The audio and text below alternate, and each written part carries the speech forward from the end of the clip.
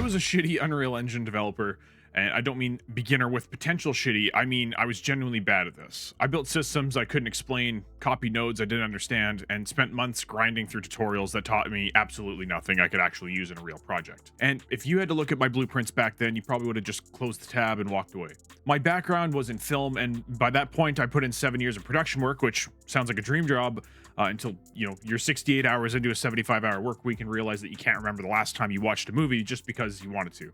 That industry had a way of stripping the magic out of things pretty fast, so the idea of making games started to pull at me. I almost stayed completely away from game development. I was terrified I'd end up losing my love for video games in the same way that I lost my love for movies, or at least ruining the magic. But then the AAA industry just stopped delivering. If we're going to be honest, 2007 was like the last time games actually commanded real respect across the board. We had Halo 3, the first Assassin's Creed, Guitar Hero 3, Super Mario Galaxy, and COD 4. Like, those were just genre-defining, culture-shifting bangers that changed the landscape forever. Since then, we've had some decent game titles here and there, but nothing quite hits the same way. The golden age of gaming is over, and I realized that waiting around for someone else to fix the industry stopped making any sense. This is the story of how I finally learned Unreal Engine 5. So in the summer of 2019, I finally did my homework on Unity versus Unreal, looking at the licensing, where each engine actually shines, and I downloaded Unity first, poked around in the demo project, but the whole thing just didn't click for me. Visuals didn't really impress me, and C# felt like a massive wall that I wasn't ready to climb. So I pivoted and installed Unreal Engine 4.24. I loaded up the first-person template and started walking around shooting that yellow ball against the wall, and I just kind of sat there. It didn't feel like a game, and I wasn't sure where to start. I opened the content drawer and immediately hit that specific level of overwhelm where you just don't even know what you don't know. I distinctly remember thinking that I couldn't make anything and I'd never understand how any of this actually worked. The thing that saved me was, at least for a little while, was blueprints. Visual scripting felt approachable because I've always been more of a visual person anyway, and it meant that I didn't have to tackle C++ on day one. So I found a Skillshare course and worked through it to build a small time trial level, which helped me learn the basics of the editor and how to block out a map, menus, and all that kind of stuff. So it felt like I was making real progress until I tried to swap out the default weapon for something better, and that's when I realized I knew absolutely nothing. So the course had carried me all the way through the process, and I didn't really learn transferable skills to take with me. So I decided to go deeper and start another tutorial for a full FPS template build, which ended up taking me 4 or 5 months to finish, and I was pretty proud of what I built at first, but of course, when I went back to expand it on the features, I couldn't figure out where the data was coming from or why things were set up the way they were. I had built this massive system that I couldn't explain and definitely couldn't grow, which was the ultimate vibe killer for a developer. Welcome to Tutorial Hell, which is a place I know a lot of you are living right now.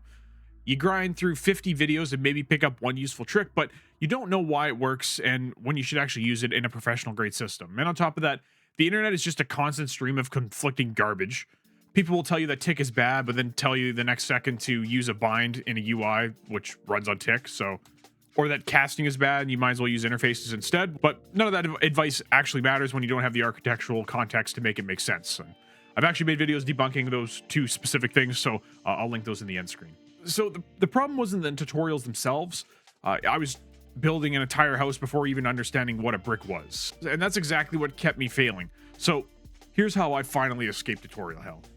So I made a choice to stop trying to make a game and start focusing on building isolated systems instead. I worked on one door that opens and closes, one pickup mechanic, one basic inventory system. These were contained scoped tasks with a clear start and a clear end, and that shift in perspective changed everything for me. So why is this? Well, I have ADHD, which I'm sure a lot of you guys watching might have it diagnosed or undiagnosed. But generally you try to think big picture and then the big picture just kind of gets overwhelming. So when you look at that finished house all at once, your brain tends to kind of lock up because the scope is just too massive.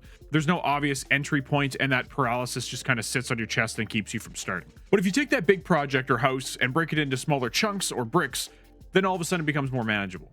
And that's what isolated systems did for me, allowing me to build one brick at a time.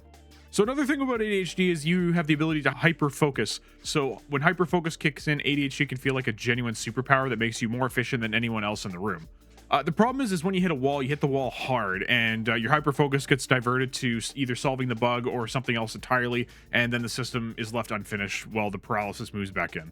So I did make quite a bit of systems up until 2022, where I finally left the film industry and moved out of Vancouver, trading a 75-hour work week for a normal 40-hour schedule. So So you don't really realize how much you've been surviving on fumes until you finally stop and catch your breath.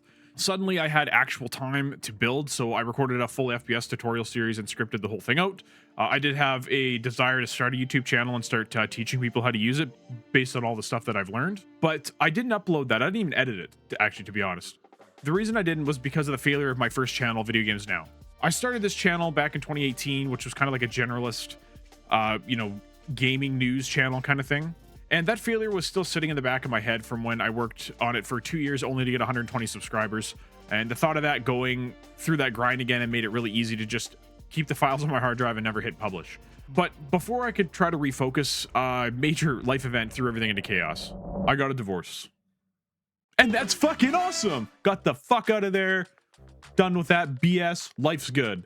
And well, getting out of that situation was great. My life became a total mess for a couple of months. Project stalled completely because I was looking at the whole house again.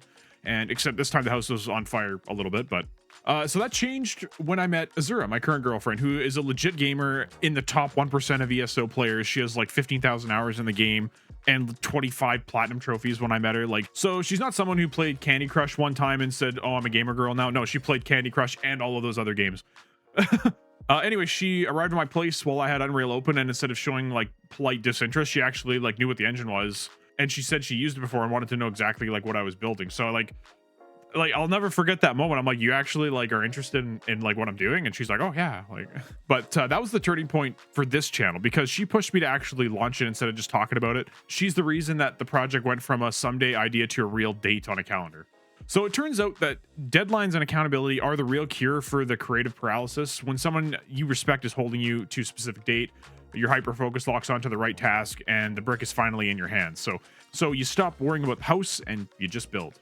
So on November 18th, 2024, the UI inventory tutorial finally went live after 3 months of planning, recording, and endless editing. And within the first month, the channel actually had more subscribers than I've seen in 2 full years over on Video Games Now. So I'm not gonna lie, seeing that number just hit differently. Like, I was really excited for the future. And the video that really changed the game was the gameplay tags breakdown, which proved that you guys weren't just looking for quick fixes. It showed that you were looking for architectural content that, you know, the why before the how kind of thing. So yeah, that convinced me that's exactly like what you guys as an audience want. And it pushed me to become a better game developer and a better teacher as well. Most tutorials just hand you the nodes and send you home. What we're doing something different that focuses on the foundation, and the response told me that we were on the right track. So yeah, I wanted to be completely honest with you about one thing, because I was definitely learning as I went. Like I was saying, I wasn't just sitting on 5 years of polished documented knowledge and then handing it down from a mountain like an untouchable expert. But yeah, instead I was just figuring out things like building systems, breaking them, and then reporting back to you guys with the fix. Teaching this stuff forced me to understand logic at a much deeper level than I ever used to. This channel has made me a better developer faster than any solo grind could have ever done. So at the time of this video, we're sitting at just above 7,500 subscribers and 700 members of the Discord. But the numbers aren't actually what I'm most proud of. The real win is that people are showing up. They aren't passive viewers. They're actually building things, helping each other through the debuggage process.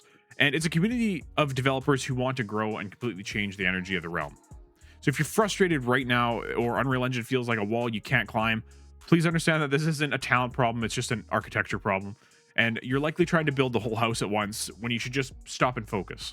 Find one system or one isolated mechanic you want to master and go deep on that, because those skills will transfer and your confidence will start to compound. You don't need a massive game idea to get better at Unreal Engine. You just need a professional grade system to build and a reason to finish it.